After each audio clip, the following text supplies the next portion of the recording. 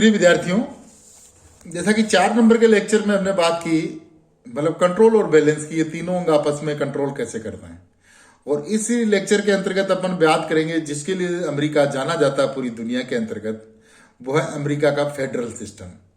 देखिए, फेडरल बनाने को तो हमने भी बनाया फेडरल, लेकिन हमारा फेडरल उस तरीके के मापदंडों पे खरा नहीं है जो फेडरल व्यवस्था के होने चाहिए।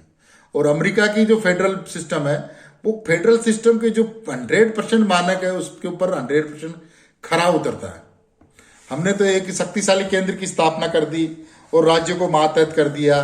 अभी जैसे देख रहे हो आप, ये किसान आंदोलन चल रहा है, इसमें एग्रीकल्चर संवर्ती सूची का विषय है, एक तरीके से स्टेट का विषय है। संवर्ती सूची में भी एग्रीकल्चरल कॉमर्शियल कॉमर्स है, कृषि वाणिज्यिक व्यापार की व्यवस्था संवर्ती सूची में, जिसमें राज्य और केंद्र दोनों कानून बना सकते हैं। एग्रीकल्चर तो पूर्णतः राज्य का विषय है, उसके ऊपर केंद्र ने कानून बना दिया। तो हमारा संघ भी एक मेच्योर संघ या प्रॉपर फेडरल सिस्टम नहीं है भारत का संघीय व्यवस्था। जो संघीय व्यवस्था एक्चुअली जिन मायनों पे जो सिद्धांत होते हैं संघीय व्यवस्था के, वो अमेरिका की संघीय व्यवस्था है। तो इस अध्याय के अंतर्गत अपन बात करेंगे अमेरिका की संघीय व्यवस्था की। संघीय व्यवस्था उस राजनीतिक व्यवस्था को कहा जाता है जिसमें शासन का अधिकार केंद्रीय अथवा संघीय सरकार, जिसका नियंत्रण संपूर्ण राष्ट्रीय व्यवस्था पर होता है, तथा स्थानीय सरकार, जिसका अधिकार घटक राज्य पर होता है, के मध्य बटा होता है। इस प्रकार दोनों प्रकार की सरकारें मिलकर संपूर्ण राजनीतिक व्यवस्था का निर्माण करती हैं। एक वास्तविक संघीय व्यवस्था में दोनों प्रकार की सरकारें अपने अपने क्षेत्र में स्वतंत्र होती है। संघीय व्यवस्था में घटक राज्यों की संख्या व आकार पर संघीय राज्य का आकार निर्भर करता है। ये देखिए, संघीय व्यवस्था किसे कहते हैं, इसका हमने परिचय लिया। अब अपन बात करेंगे अमेरिका की संघीय व्यवस्था की पृष्ठभूमि की। अमेरिका में संघीय व्यवस्था की स्थापना से पूर्व आधुनिक संविधान व्यवस्थाओं में ब्रिटेन तथा फ्रांस को केंद्रीयकृत एकात्मक व्यवस्थाएं उपलब्ध थी, जिनमें संपूर्ण शक्तियां केंद्रीय सरकार में निहित होती है तथा स्थानीय सरकारें पूर्णतः अपनी शक्तियां केंद्रीय सरकार से प्राप्त करती है। ब्रिटिश साम्राज्य से संघर्ष के उपरांत 4 जुलाई 1776 को जब अमेरिका के 13 उपनिवेशों ने स्वतंत्रता की घोषणा की, तो उनमें से प्रत्येक उपनिवेश अपनी स्वतंत्रता के बारे में अत्यधिक चिंतित था। परिणाम स्वरूप इन 13 उपनिवेशों ने महत्वपूर्ण मामलों पर सामूहिक रूप से विचार करने के लिए एक परिसंघ की स्थापना की, किंतु इस परिसंघ को इतनी कम शक्तियां प्रदान की गई कि इन 13 उपनिवेशों का साथ रहना तथा सुरक्षित रहना असंभव था। परिणाम स्वरूप 1787 की फिलाडेल्फिया सम्मेलन में संघीय व्यवस्था को अपनाया गया। इस प्रकार संघीय व्यवस्था को आधुनिक युग में स्थापित करने का श्रेय अमेरिका के संविधान निर्माताओं को जाता है। संविधान निर्माताओं ने 1776 से 1787 के बीच में स्थापित परिसंघ की कमजोरियों से यह स्वीकार किया कि अपनी स्वतंत्रताएं बनाए रखने के लिए उन्हें अधिक संगठित व्यवस्था का निर्माण करना होगा। इस प्रकार विभिन्न उपनिवेशों को अपनी स्वायत्तता बनाए रखते हुए संगठन बनाने की भावना ने अमेरिका की संघीय व्यवस्था का मार्ग प्रशस्त किया है। अमेरिका की संघीय व्यवस्था की सफलता का प्रमाण यह तथ्य है कि मूलभूत संघीय व्यवस्था मात्र 13 स्वतंत्र उपनिवेशों द्वारा स्थापित की गई, जिसमें सदस्यता बढ़ते बढ़ते 50 हो गई। विश्व के अन्य विशाल राज्यों ने भी संघीय व्यवस्था को प्रारूप को अपनाया, जिसमें Canada, Switzerland, Mexico, Australia, Bharat आदि प्रमुख हैं।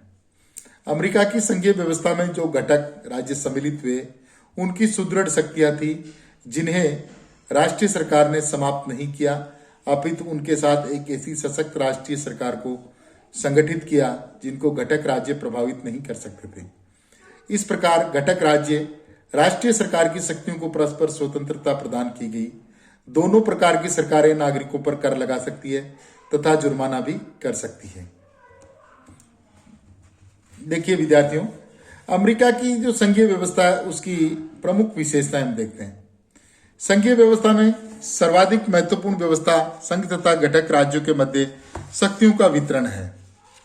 जो पहली विशेषता है इसकी अमेरिका की संघीय व्यवस्था की, वो है शक्तियों का विभाजन। अमेरिका के संविधान में शक्तियों का वितरण अनुच्छेद 1 की 8वीं तथा 10वीं धाराओं में किया गया। इसी अनुच्छेद की 9वीं धारा में केंद्र सरकार की निश्चित शक्तियों का वर्णन किया गया। इस संघीय व्यवस्था में गणना तथा अवशेष के सिद्धांत को अपनाया गया, अर्थात केंद्र सरकार की शक्तियों को गणना करके निश्चित कर दिया गया। केंद्र की शक्तियां स्पष्ट करने के बाद अवशिष्ट शक्तियां राज्यों को सौंप दी गई। जिन शक्तियों को गिनाया नहीं गया तथा जिन्हें राज्य सरकारों के लिए निश्चित किया गया, वे सभी शक्तियां राज्य सरकारों की मानी गई। इसकी पुष्टि 10वें संशोधन के द्वारा कर दी गई। पहली जो विशेषता है अमेरिका की इसकी संघीय व्यवस्था की, वो है शक्ति विभाजन। अभी देखिए इसमें केंद्र सरकार को कौन कौन सी शक्ति दी गई है और केंद्र सरकार के लिए कौन कौन सी शक्तियों को निश्चित किया गया है। इनकी लंबी चौड़ी सूची दे रखी है, लेकिन इसकी इतनी ब्रीफ में डिटेल में अपने को जाने की आवश्यकता नहीं है। दूसरी जो विशेषता है अमेरिका की संघीय व्यवस्था की, वो है दोहरे शासन की व्यवस्था। जैसा कि शक्तियों के वितरण की व्यवस्था से स्पष्ट है, अमेरिका के संविधान में संघात्मक व्यवस्था से यह तात्पर्य है कि राज्य में दो प्रकार की शासन व्यवस्थाएं विद्यमान होगी, एक राज्य के स्तर पर तथा दूसरी संपूर्ण राष्ट्र के स्तर पर। दोनों ही प्रकार की सरकारें अपनी शक्तियां संविधान से प्राप्त करती हैं तथा वे अपने अपने क्षेत्र में कार्य करने के लिए स्वतंत्र हैं।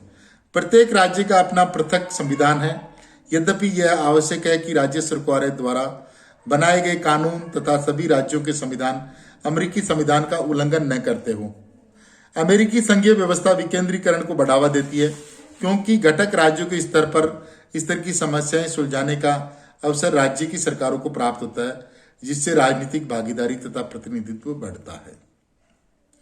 तीसरी जो अमेरिकी संघीय व्यवस्था की विशेषता है, वो है लिखित संविधान तथा उसकी सर्वोच्चता। संघात्मक व्यवस्था में संविधान का लिखित होना उसकी आवश्यकता है, क्योंकि बिना लिखित व्यवस्था के केंद्र सरकार तथा राज्य सरकारों के मध्य शक्तियों का स्पष्ट वितरण नहीं है, जो संघीय व्यवस्था की मूलभूत आवश्यकता है।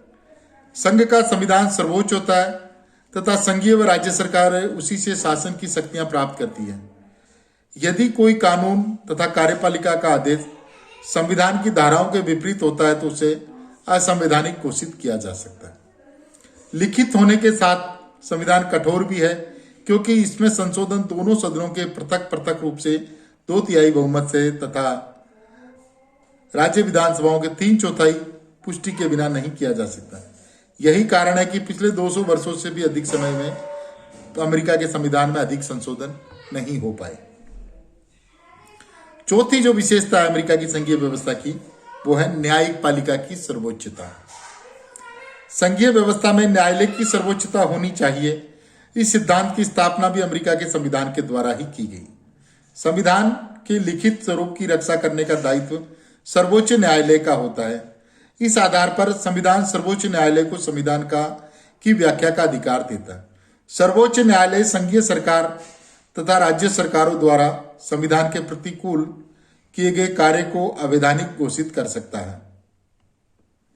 सर्वोच्च न्यायालय ने अपने निर्णयों द्वारा कांग्रेस, राष्ट्रपति तथा राज्य सरकारों को अपनी सीमाओं में रहने के लिए बाध्य कर शक्ति संतुलन को बनाए रखता है।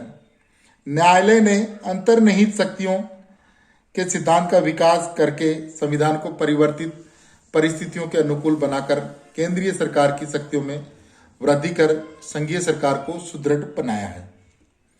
पांचवी जो विशेषता है इसकी अमेरिकी संघीय व्यवस्था की, वो है घटक राज्यों की समानता। यद्यपि अमेरिका के संघ में सम्मिलित घटक राज्य आकार में पर्याप्त छोटे और बड़े हैं, तथापि संविधान द्वारा सभी घटक राज्यों को समान माना गया है। जिस प्रकार अंतर्राष्ट्रीय संस्थाओं में छोटे बड़े राज्यों को संप्रभुता के आधार पर समान माना जाता है, समानता के इस सिद्धांत की अभिव्यक्ति सीनेट में राज्यों के प्रतिनिधित्व से होती है। अर्थात संयुक्त राज्य अमेरिका में सीनेट अर्थात उच्च सदन घटक राज्यों का प्रतिनिधित्व प्राप्त करता है। प्रत्येक राज्य को 2 सदस्य प्रतिनिधि भेजने का अधिकार है, जबकि निम्न सदन प्रतिनिधि सभा जनसंख्या का प्रतिनिधित्व करती है। संघ में सम्मिलित होने वाले नवीन राज्यों को भी यह समानता का अधिकार प्रदान किया जाता है। राज्यों का प्रतिनिधि सदन होने के कारण ही अमेरिकी सीनेट की शक्तियां निम्न सदन से बढ़ गई है। संविधान के अनुच्छेद 5 में यह व्यवस्था की गई है कि किसी भी राज्य की सहमति के बिना सीमिनेट में उसके समान प्रतिनिधित्व को समाप्त नहीं किया जा सकता। छठवीं जो महत्वपूर्ण विशेषता अमेरिकी संघीय व्यवस्था की, वो विद्यार्थियों इस प्रकार है। घटक राज्यों की प्रादेशिक अखंडता। संविधान के अनुच्छेद 4 की धारा 3 में स्पष्ट रूप से लिखा गया है कि घटक राज्यों की क्षेत्रीय अखंडता बनाई रखी जाएगी तथा किसी भी राज्य के क्षेत्राधिकार में परिवर्तन उस राज्य व्यवस्थापिका तथा कांग्रेस की सहमति के बगैर नहीं किया जा सकेगा। तथापि संविधान नए राज्यों को प्रवेश देने की व्यापक शक्तियां कांग्रेस को देता है, बशर्ते संबंधित क्षेत्र की जनता मतदान के द्वारा अपनी इच्छा की अभिव्यक्ति करे। अलास्का तथा हवाई को इसी प्रकार अमेरिकी संघ में सम्मिलित किया गया था। उपरोक्त विशेषताओं के अतिरिक्त अमेरिका की संघीय व्यवस्था का विनाश नहीं किया जा सकता। जो राज्य संघ को नष्ट करने का प्रयास करेंगे उन्हें ऐसा करने नहीं दिया जाएगा। इसके अतिरिक्त राज्य सरकारों के अपने पृथक संविधान है तथा सभी राज्य अपने संविधान अनुसार राज्य सरकारों का निर्माण करते हैं तथा उसमें केंद्र कोई हस्तक्षेप नहीं कर सकता, सिवाय इसके कि राज्य सरकारों का स्वरूप गणतंत्रीय बना रहे। इस प्रकार विद्यार्थियों, ये अमेरिका के संघीय व्यवस्था की प्रमुख विशेषताएं हैं।